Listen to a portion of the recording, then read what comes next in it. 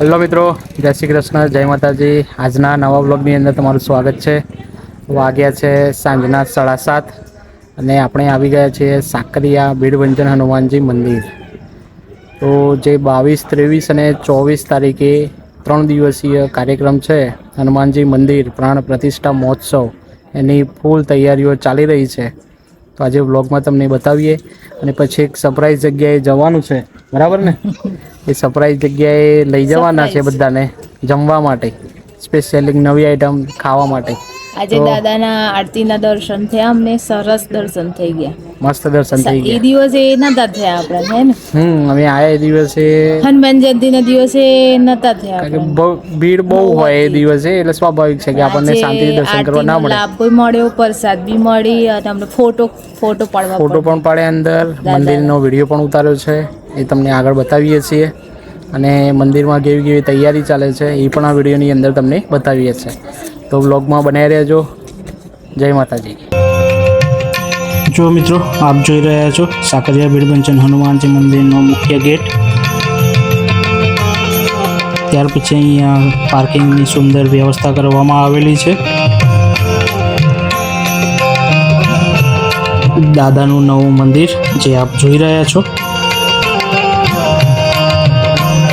જે ત્રિદિવસીય ભવ્ય પ્રોગ્રામ છે તેની તૈયારીઓ પૂરજોશમાં ચાલી રહી છે.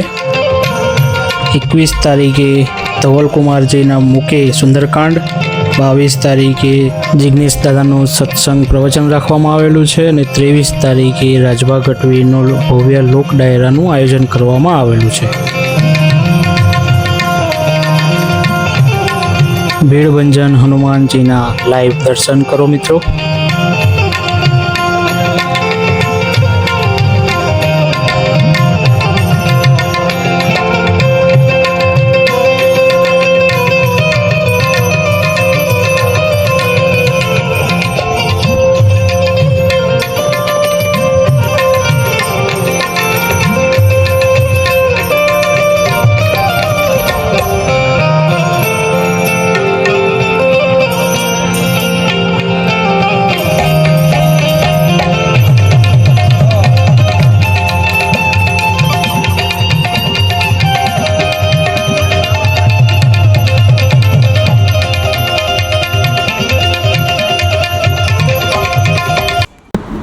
તો મિત્રો, માધવ રેસ્ટોરન્ટમાં જમવા માટે આવીએ છીએ. મેનુ ઓર્ડર કરી દીધું છે. જમીને પછી તમને કહીએ કે અહીંયાનો ફૂડ કેવું છે, તો તમે પણ એક વખત મુલાકાત અહીંયા લેજો. બોર્ડ તો મારેલા છે કે ફ્રેશ જમવાનું અહીંયા મળે છે.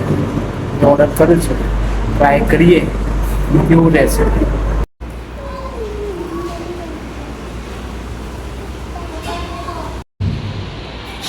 જો મિત્રો, અહીંયા આપણને લખેલું જોવા મળી રહ્યું છે કે થોડી રાહ જુઓ, અહીંયા બેસ્ટ ફૂડ તમને જમવા મળશે.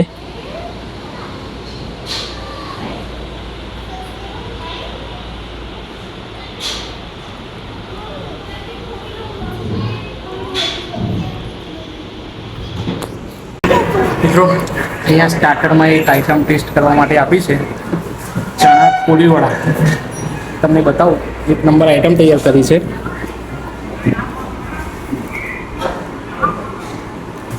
કેવી લાગી? સારી છે. હારા રહેતા ને? મસ્ત લાગી. તો હવે જ્યારે આવીએ ને ત્યારે આ આઈટમ ટેસ્ટ કરીએ આપણે. મિત્રો, તમે પણ આવો ત્યારે અહીંયા આ સ્ટાર્ટરની આઈટમ છે ચણા કોલીવડા, એ તમે પણ ટ્રાય કરજો. આપણો ઓર્ડર આવી ગયો છે. હવે ફૂલ બાકાજી કી બોલાવી દઈએ. મિત્રો, અહીંયા પનીરની એક સબ્જી અને દાળ મખનીનો ઓર્ડર કર્યો હતો અને રોટલી, પાપડ. એક નંબર ફૂડ અહીંયા જમવાનું મળ્યું છે. લઈ લઈએ. કેવું લાગ્યું? ફૂડ કેવું હતું? મસ્ત હતું. પનીરની સબ્જી. બીજી વાર આવવું પડશે એમ? કનક, કેવું લાગ્યું? બોલ. સારું? મસ્ત લાગી. બીજી વખત આવવાનું છે. નેક્સ્ટ ટાઈમ ફરીથી આવીએ, બરાબર ને? તો મિત્રો, તમે પણ અહીંયા એક વખત રેસ્ટોરન્ટની મુલાકાત લો. તમને જમવાની પણ મજા આવશે. અને ફ્રેશ ફૂડ મળશે. બીજી બધી હોટલમાં તો જોઈએ તો ગ્રેવી એડવાન્સ તૈયાર કરેલી હોય, પણ અહીંયા તો ગ્રેવી બનાવી અને પછી આપણને સબ્જી એ લોકો આપતા હોય છે, એટલે થોડુંક ટાઈમ લાગે છે, થોડી રાહ જોવી પડે તમારે, પણ જમવાનું તમને ફ્રેશ મળશે. એડ્રેસ તમને બહાર જઈને પછી બતાવી દઈએ છીએ કે આ કઈ જગ્યા પર આવેલું છે.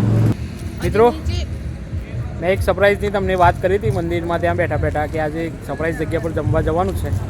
તો જગ્યા ઉપર અહીંયા જમવા માટે આવી ગયા છીએ. બધાનું એવું કહેવું હતું કે સારું જમવાનું મળે છે અને ફ્રેશ જમવાનું મળે છે. તો આ જગ્યા તમને બતાવું. માધવ રેસ્ટોરન્ટ જે આવેલું છે સાકરિયા મંદિર જતાં પહેલાં, અને મોડાસાથી આવીએ આપણે તો લગભગ મોડાસાથી 4 કિલોમીટરના અંતરે આ જગ્યા આવેલી છે. તો તમે પણ અહીંયા અવશ્ય એક વખત મુલાકાત લો. માધવ રેસ્ટોરન્ટ જમવાનું સારું મળે છે. મિત્રો, તમે પણ એક વખત જમવા અહીંયા આવો. તો મિત્રો, આજના વ્લોગની અંદર તમને સાકરિયા ભીડભંજન હનુમાનજીના દર્શન કરાયા અને પ્રોગ્રામની જે તૈયારીઓ છે એ પણ તમને બતાવી, અને આજે એક નવી જગ્યા ઉપર સ્પેશિયલ દાલ મખની ખાવા ગયા હતા એ પણ તમને વિડીયોની અંદર બતાવ્યું છે.